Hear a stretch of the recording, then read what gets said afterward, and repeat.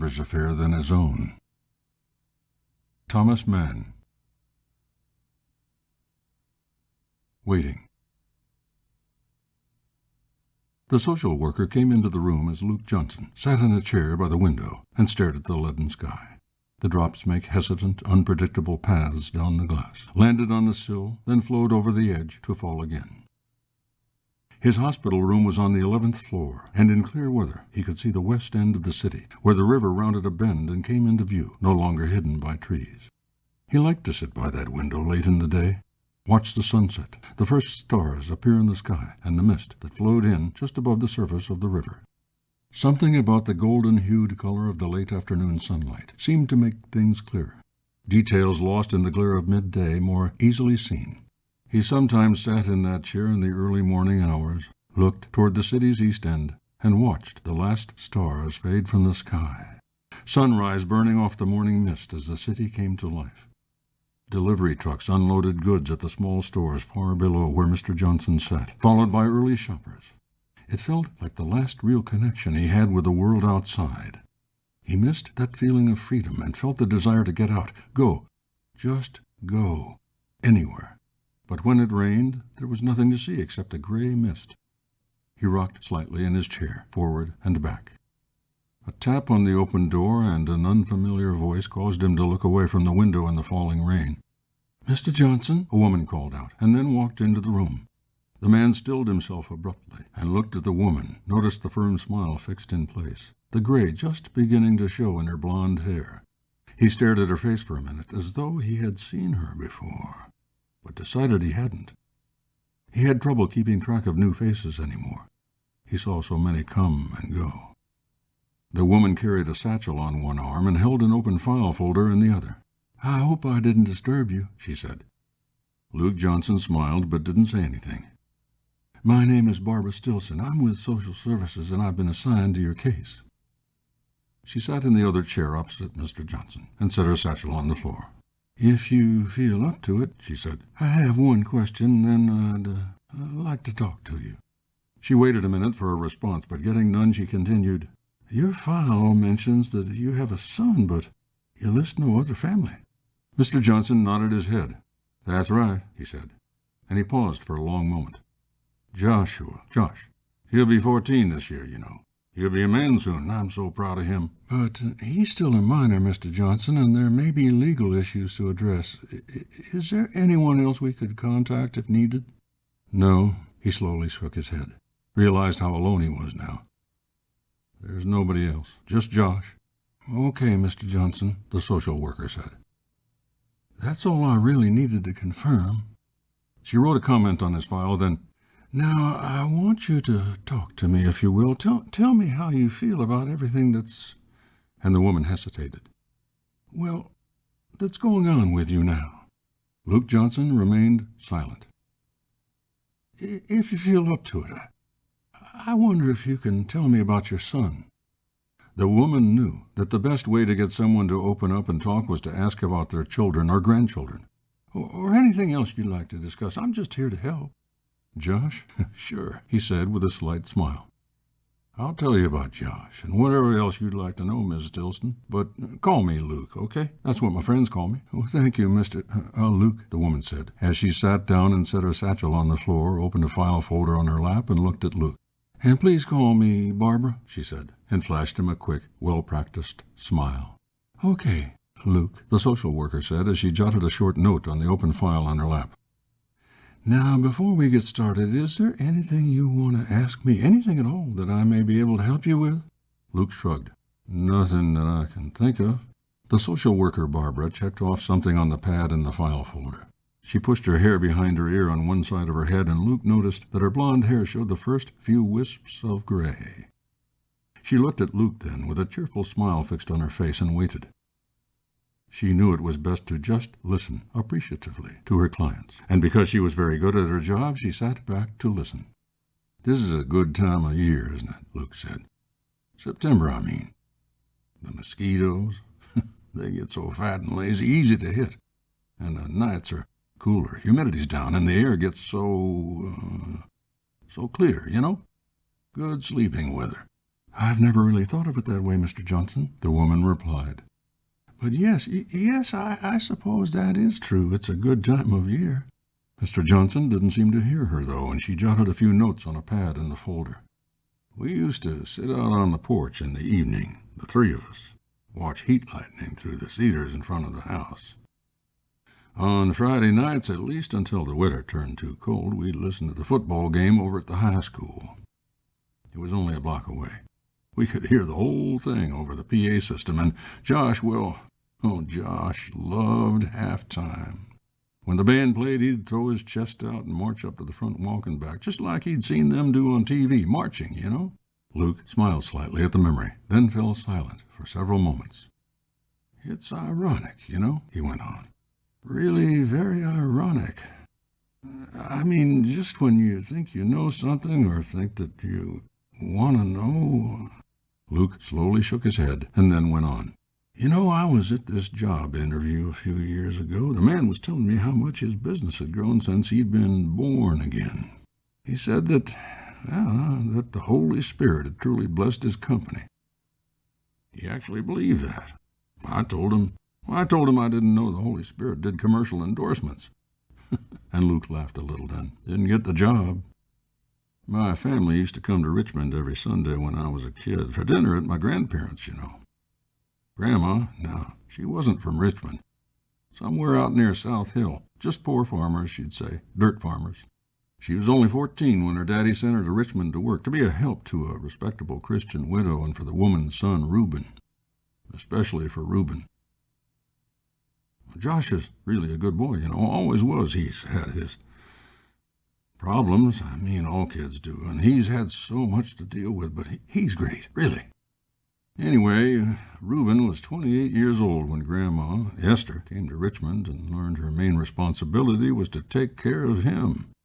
She wrote to her sister back home that the work wasn't so bad. "A sight easier than the farm," she'd say. But she didn't seem to think much of Reuben. She said the man couldn't do the first thing for himself without being told 3 times how to do it. And her daddy expected her to be a maid to a grown man. And on top of it all, Reuben, Granddaddy, was a redhead.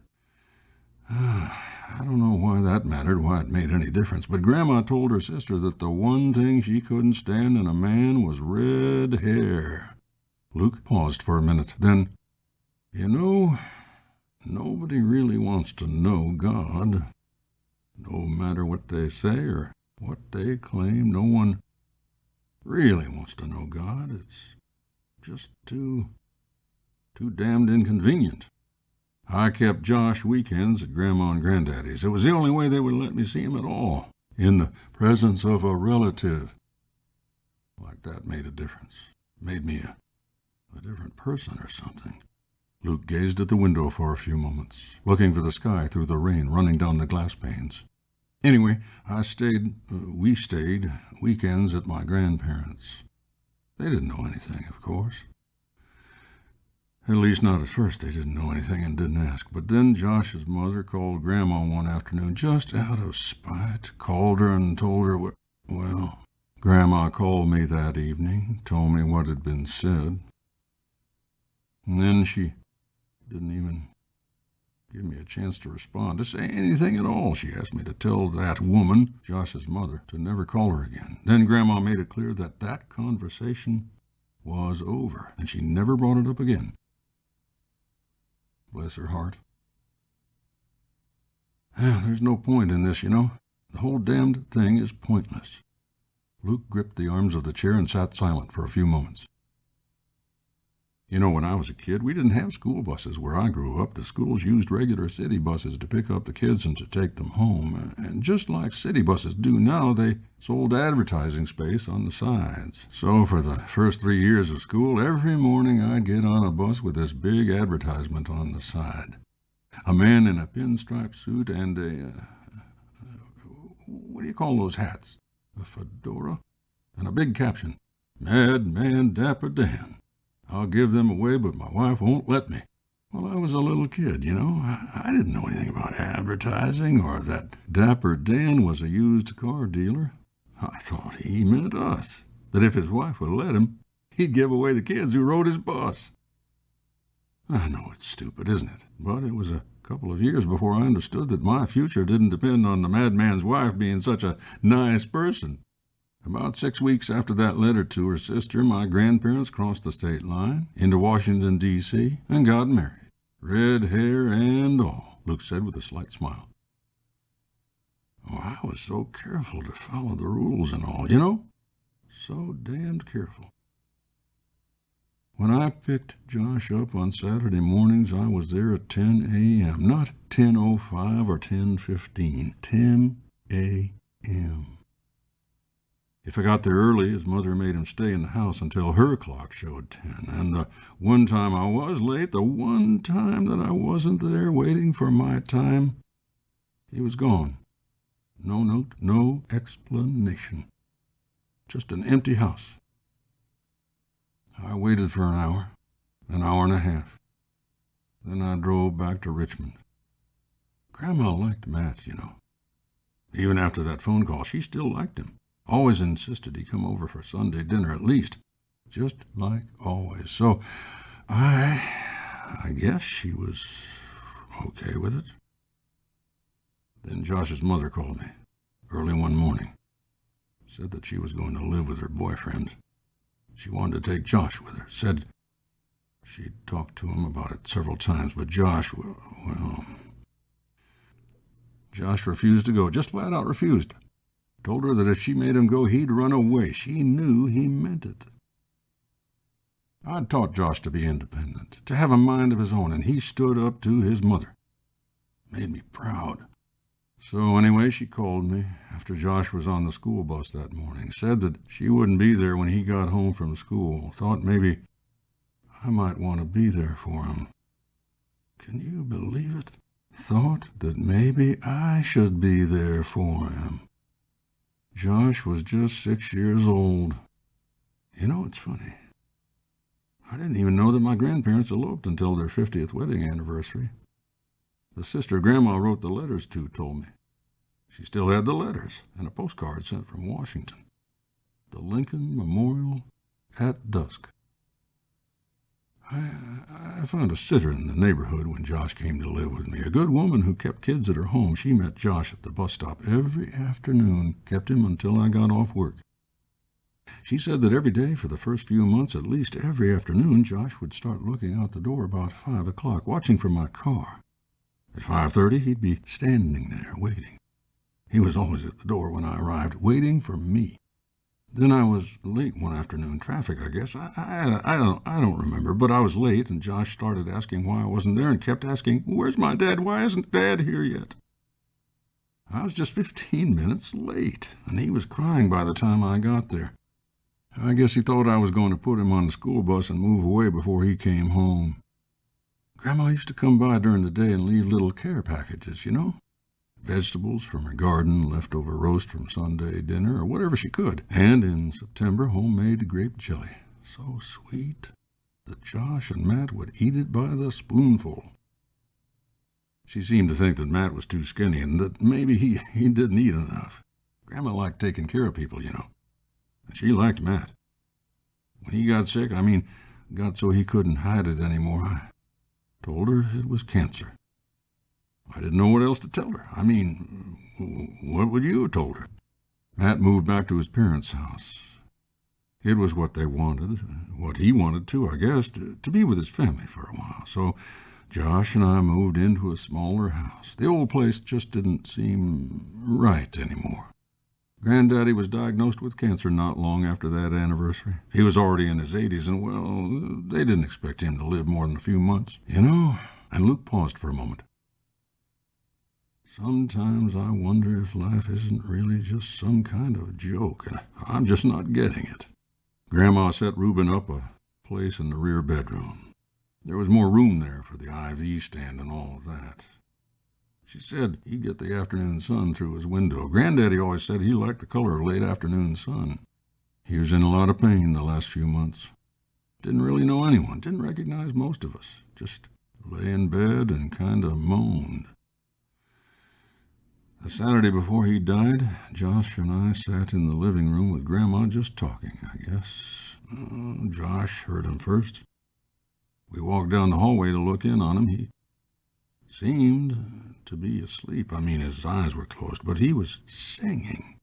Never in my life had I heard Granddaddy sing, except in church, of course. His voice was weak, but he was singing. Take me out to the ball game. Take me out to the show. It's amazing what morphine can do for a body. Josh became one of those latchkey kids after we moved.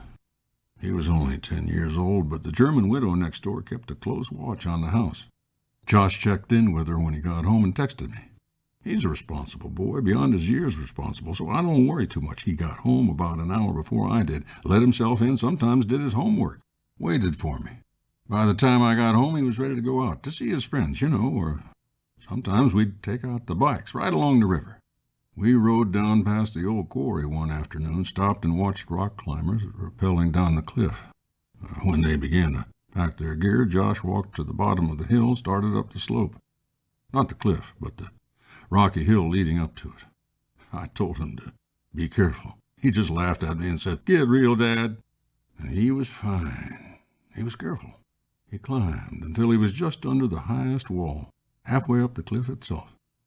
Then he sat on a rock edge, his feet hanging over. He waved to me. And I climbed the hill and sat next to him, catching my breath.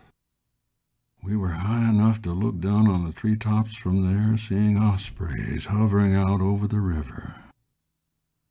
We sat there a long time, just feeling the late afternoon sun, the wind off the river. Matt screamed a lot the last few weeks.